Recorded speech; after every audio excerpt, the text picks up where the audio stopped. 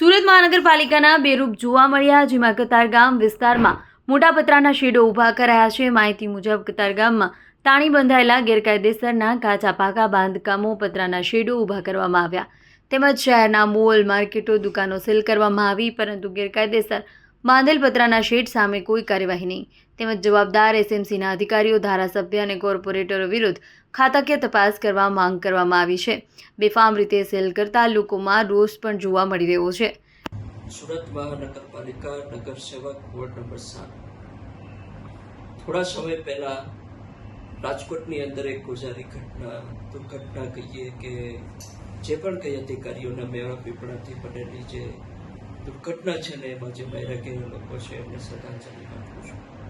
પરંતુ આજની તારીખમાં પણ આ પ્રોબ્લેમ અધિકારીઓના હિસાબે જે તે વિસ્તારના સંલગ્ન કોર્પોરેટરશ્રીઓ, ધારાસભ્યશ્રીઓ કે અન્ય કોઈ આગેવાન મિત્રો કે બિલ્ડરોના હિસાબે આ તકલીફો જે છે એ હજુ ચાલુ જ છે. વારંવાર લગભગ મારા દ્વારા ઝોનના ઉચ્ચ અધિકારીઓ અને કમિશનર શ્રી સુરત મહાનગરપાલિકાને વારંવાર રજૂઆતો અને લેટર દ્વારા પત્રની જાણથી એમને ધ્યાન દોરવામાં આવે છે કે ઇલીગલ કન્સ્ટ્રક્શન અને જે ટેમ્પરરી સ્ટ્રક્ચરો છે જે સુરતની અંદર બની રહ્યા છે, એ ટેમ્પરરી સ્ટ્રક્ચરો, ઇલીગલ કન્સ્ટ્રક્શન અને જે ગેરકાયદેસર શેડ બનાવવામાં આવે છે એને દૂર કરવામાં આવે અને નવા બનતા અટકાવવામાં આવે. વારંવારના પત્રો છતાં પણ ઉચ્ચ અધિકારીશ્રીઓ, કમિશનરશ્રીઓ કે જે તે ઝોનના અધિકારીશ્રીઓએ આ બાબતે કોઈ જ ધ્યાન દોરવા છતાં કોઈ જ પ્રકારની કાર્યવાહી કરેલી નથી.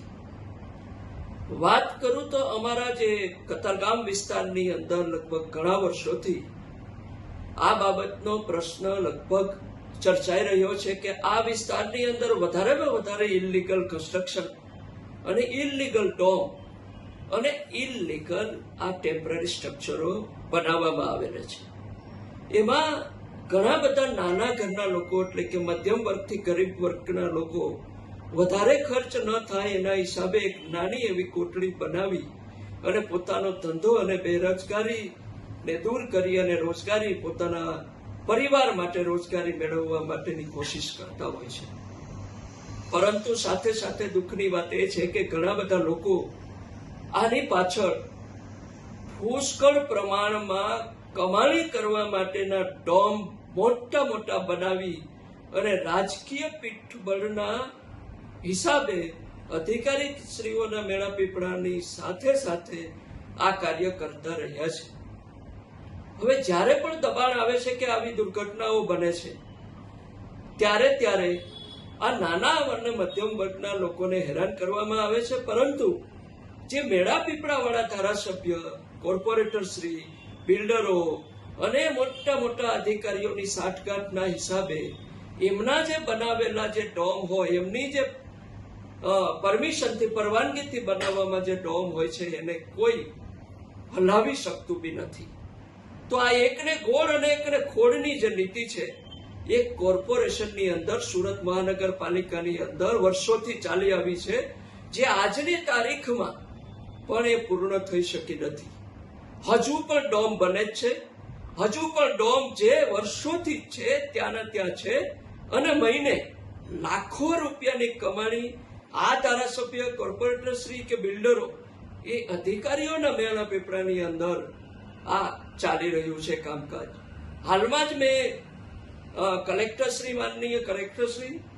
માનનીય પોલીસ કમિશનરશ્રી અને તાજેતરમાં માનનીય મહાનગરપાલિકાના કમિશનરશ્રીને પણ એક ટીપી 25ની અંદર જે વર્ષોથી જે ઇલીગલ કન્સ્ટ્રક્શન જે ચાલી આવ્યું છે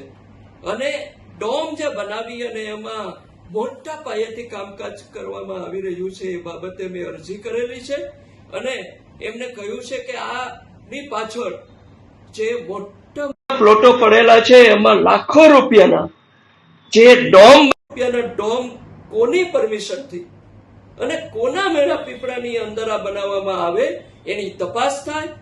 અને જે પણ કોઈ આમાં અધિકારીઓ જવાબદાર હોય, જે પણ કોઈ આમાં ધારાસભ્ય જવાબદાર હોય, જે પણ કોઈ કોર્પોરેટર શ્રી આમાં જવાબદાર હોય, કે જે પણ કોઈ બિલ્ડર જવાબદાર હોય કે કોઈ આગેવાન જવાબદાર હોય, એમની ઉપર કાયદેસરની કાર્યવાહી કરવામાં આવે અને આ જે લોકો આમાં સંડોવાયેલા હોય એમની ખરેખર ખાતાકીય તપાસ થાય અને આ જે કોર્પોરેટર શ્રીઓ અને પ્રતિનિધિઓ છે કે પછી ધારાસભ્ય છે કે બિલ્ડરો છે એમની આવકની પણ તપાસ કરવામાં આવે અને 2 નંબરી આવક એમની તપાસ કરી એમને જે તે અનુરૂપ નિયમ મુજબ એમની ઉપર કાયદેસરની કાર્યવાહી કરવામાં આવી મારી વિનંતી છે. BS9 TV ન્યૂઝ સાથે પરેશ રાઠોડ, સુરત.